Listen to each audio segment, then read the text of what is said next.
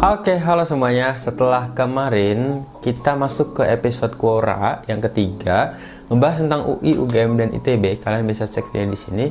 Nah, hari ini yang keempat kita spesial akan membahas mengenai satu value dalam kehidupan yang dibahas di Quora. Menurut saya tema sekarang sangat-sangat seru guys, dan kalian gak boleh lewatkan dengan judul kalau di masa depan kalian tidak menjadi apa-apa, gimana perasaan kalian. Yuk kita simak videonya sampai habis.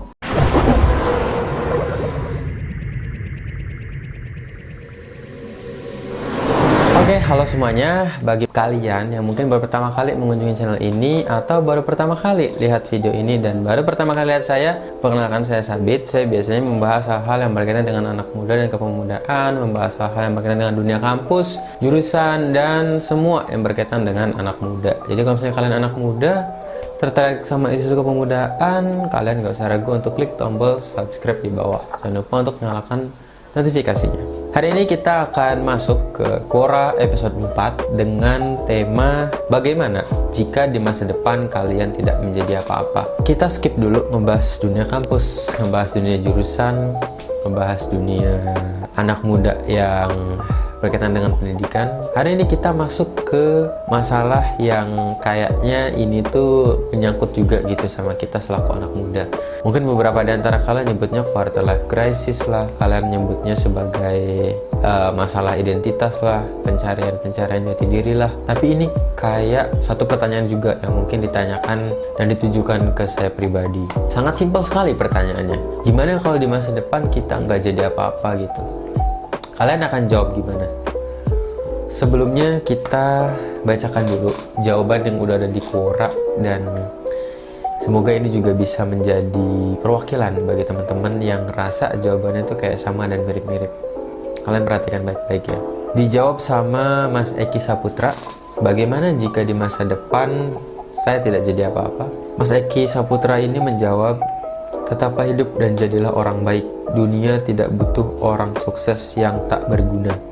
Dunia butuh orang-orang yang hidupnya bermanfaat, entah bagi sesama, bagi lingkungan, atau makhluk hidup di bumi. Tuhan tidak pernah menciptakan manusia sia-sia. Selalu ada peran baik yang bisa diambil sekalipun tak sesuai definisi sukses versi komunal. Ketika seorang meninggal dunia, orang-orang tidak mengingat berapa banyak harta yang berhasil ditimbunnya atau pangkat yang diembannya. Mereka hanya ingat bagaimana dahulu sikapnya di dunia. Apakah dia anak yang berbakti pada orang tua, ayah yang penyayang pada anak-anaknya, suami yang baik, tetangga yang ramah, saudara yang akur?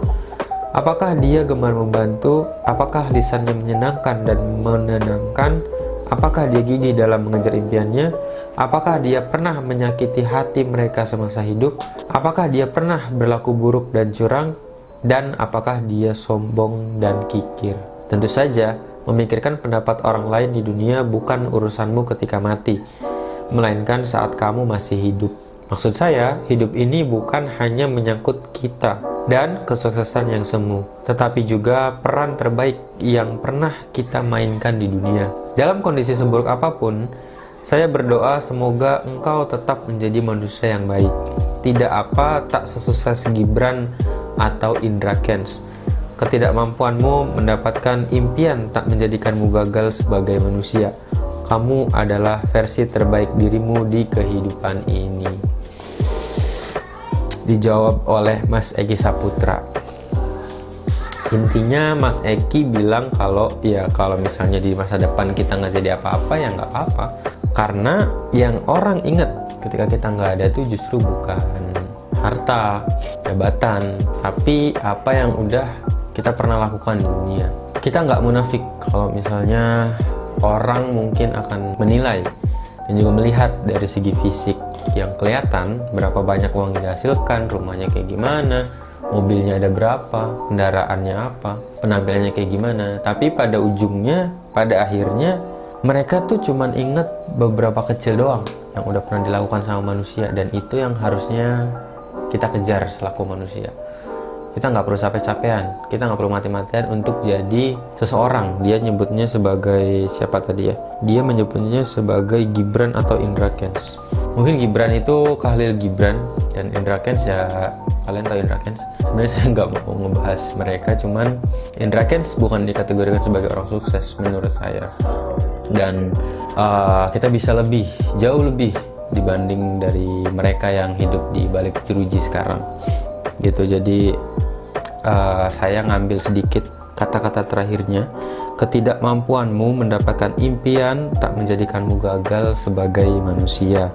Kamu adalah versi terbaik dirimu di kehidupan ini. Jadi ya just be yourself gitu. Kita ya diri kita gitu intinya. Nah, itu yang pertama. Kita bahas yang kedua. Menurut David Cahyadi, bagaimana jika di masa depan saya tidak jadi apa-apa? Menurut Pak David Cahyadi, ya udah, lantas kenapa? Ada 7 miliar manusia di dunia.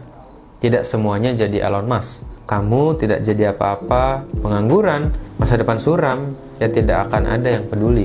Sorry ya SpongeBob, dunia itu kejam. Kamu tidak jadi apa-apa, ya tidak akan ada yang simpatik. Life must go on. Kamu jadi orang pun paling saya hanya kagum sedikit. Besok ya tagihan harus tetap dibayar. Saya sih bisa aja bilang setiap manusia punya kelebihan, spesial pakai telur dan lain sebagainya. Tapi ya nyatanya banyak kok manusia yang gagal dalam hidup menurut standar dunia. Apa spesialnya kamu sampai kamu 100% anti gagal? Kegagalan itu real hidup.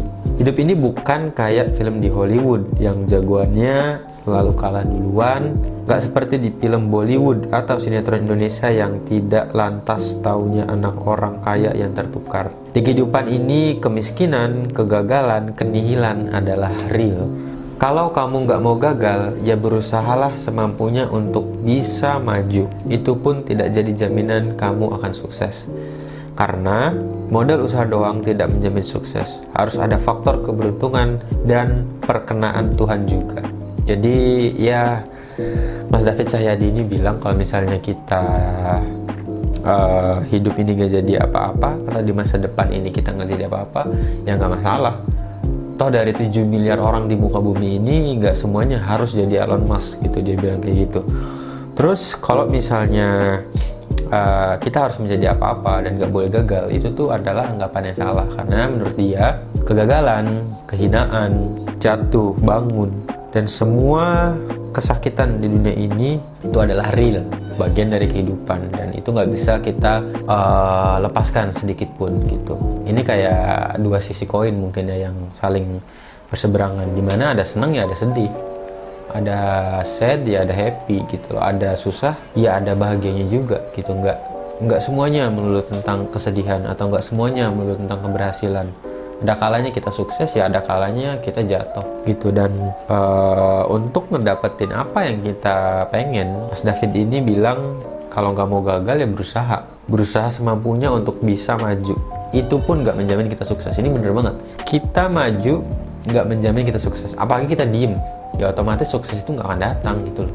Atau ibaratnya gini, kita mau ke terminal, terus sebutlah terminal Baranang Siang gitu ya di Bogor. Kita tahu bis itu datang jam 10, terus nungguin orang sampai penuh jam 11 berangkat. Terus kita baru bangun jam 10.45 gitu.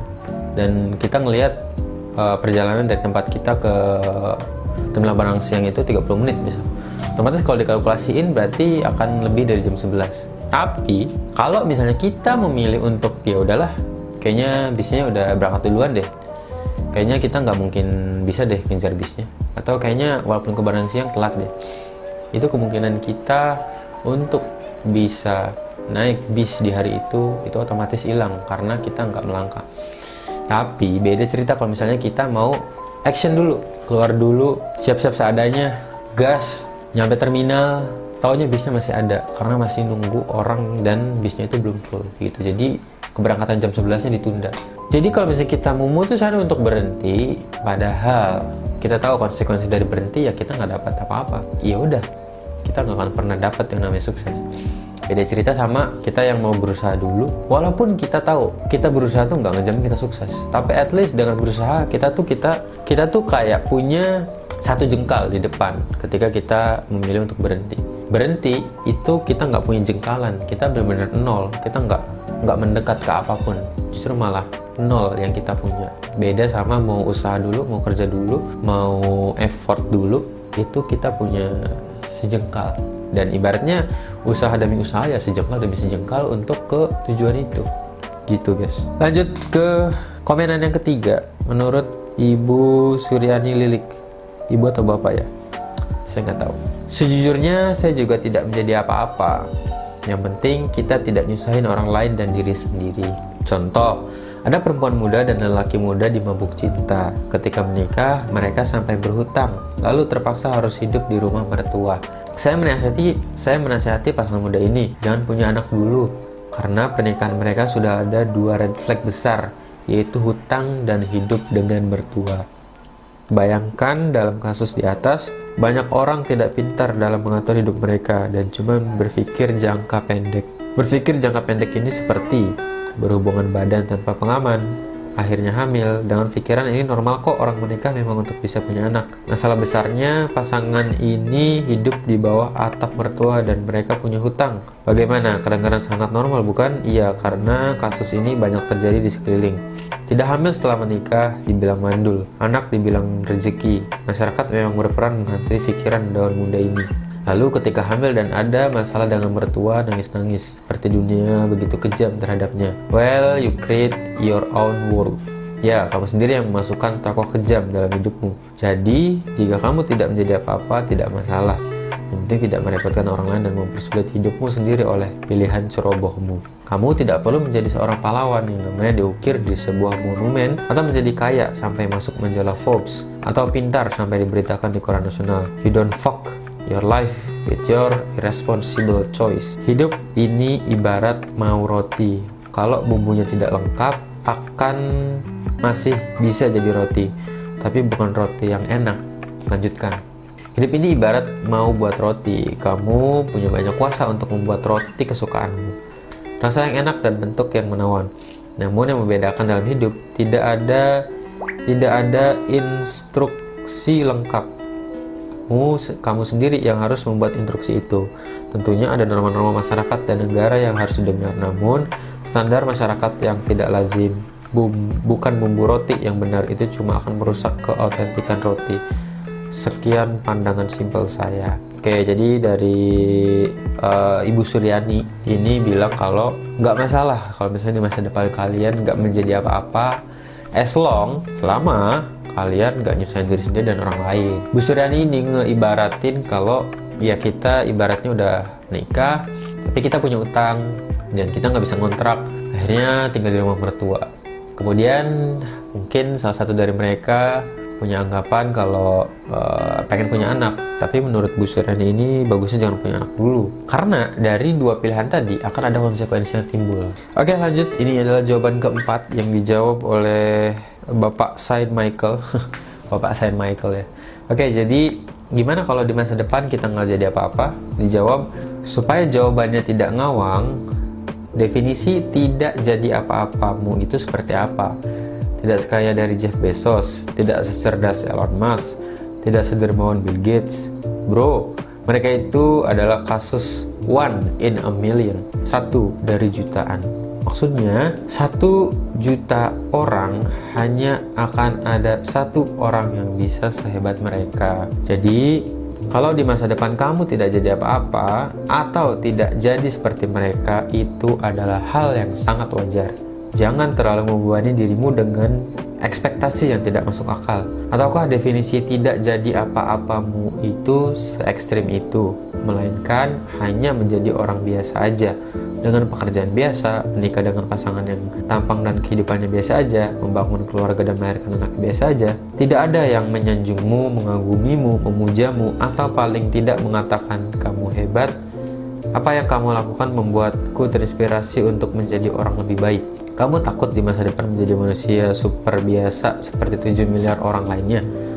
Untuk saya pribadi, ya itu juga tidak masalah. Kalau kamu mau hidup damai dan tentram seperti saya, meskipun tidak damai-damai amat sih, tirulah saya yang tidak berekspektasi yang muluk-muluk. Tapi kalau memang kebelet banget jadi apa-apa di masa depan, ikuti saran ini. Success is doing ordinary things extraordinary well.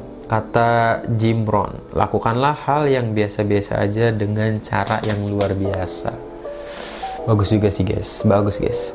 Jadi gini, dari Pak Said Michael ini, dia bilang definisi tidak jadi apa-apamu itu kayak gimana? Apakah nggak jadi kayak Elon Musk, nggak jadi kayak si Bill Gates, nggak jadi kayak si Jeff Bezos? Kita definisikan dulu tidak jadi apa-apa ini kayak gimana. Kita harus punya batasan nih, apa yang disebut dengan biasa aja, apa yang disebut dengan luar biasa, apa yang disebut dengan menjadi apa-apa dan tidak menjadi apa-apa. Kalau misalnya kita punya standar tidak menjadi apa-apa itu ya kerja kantoran, nikah sama orang, punya anak, dan hidup gitu aja, ya berarti kita sama dengan 7 miliar orang lain. Tapi kalau misalnya kita punya keinginan dan kita punya tujuan gitu ya dalam hidup, kita pengen lebih dari yang lain yang disebut tadi menjadi apa-apa, berarti kita harus melakukan effort yang lebih. Sedangkan untuk Pak Said Michael ini, dia bilang nggak masalah untuk menjadi biasa-biasa aja, karena untuk saya pribadi itu juga tidak menjadi masalah, kata dia. Kamu kalau mau hidup damai dan tentram seperti saya, tirulah saya yang tidak berekspektasi yang muluk-muluk. Jadi bener banget, ini itu satu nasihat yang kayaknya hampir disebutin sama semua orang, tapi kita sendiri susah gitu untuk prakteknya. Apa itu? Jangan terlalu berekspektasi, jangan terlalu mengharap yang muluk-muluk. Sebagai manusia normal, kita tuh kayak punya harapan gitu, pengen apa, pengen dikasih apa, pengen dikasih itu. Kita punya harapan-harapan. Sayangnya harapan yang nggak terjadi ini bikin kita down gitu. Makanya ada pepatah yang bilang ya nggak usah ekspektasi terlalu tinggi, karena kalau jatuh takut kesakitan gitu. Dan ini benar. Tapi baik lagi, sayangnya manusia itu susah. Nah, mungkin yang jadi titik tengah di sini adalah kita kurangin aja harapan-harapan yang tadi. Misal dari yang kita jalani sekarang, kita punya gaji sekian, kemudian kita berharap gaji kita naik 2 kali lipat. Ya udah, gaji naik 2 kali lipat ini adalah harapan gitu. Dan kita itu nggak boleh terlalu berharap, nggak boleh terlalu pengen gaji naik 2 kali lipat, karena kalau di tahun depannya kita nggak naik gaji 2 kali lipat, kita akan kecewa, down, stres, marah, sedih gitu. Dan itu yang menjadikan kita akhirnya takut gitu. Alangkah lebih baiknya kalau misalnya kita mengurangi tingkat ekspektasi tadi, tapi meninggikan effort. Kayak misalnya kita nggak usah terlalu muluk-muluk deh gaji naik 2 kali lipat, tapi kita bisa naikin skill kita, ikut e-course, ikut online course, ikut bimbingan, ikut mentoring, ikut pelatihan-pelatihan, ikut training yang bisa ningkatin value dan harga diri kita. Jadi dari situlah sumber-sumber yang tadinya nggak ada kemungkinan untuk naik 2 kali lipat itu ada secerca harapan gitu, kayak sinar yang tadinya kita nggak terlalu muluk, tahunya dapat itu lebih adem ketimbang kita udah muluk tapi nggak dapet, atau ketimbang kita udah nyangka mau dapet segitu. Lebih baik kita nggak nyangka apa-apa, tiba-tiba dapet, itu rasanya lebih mengguyur gitu.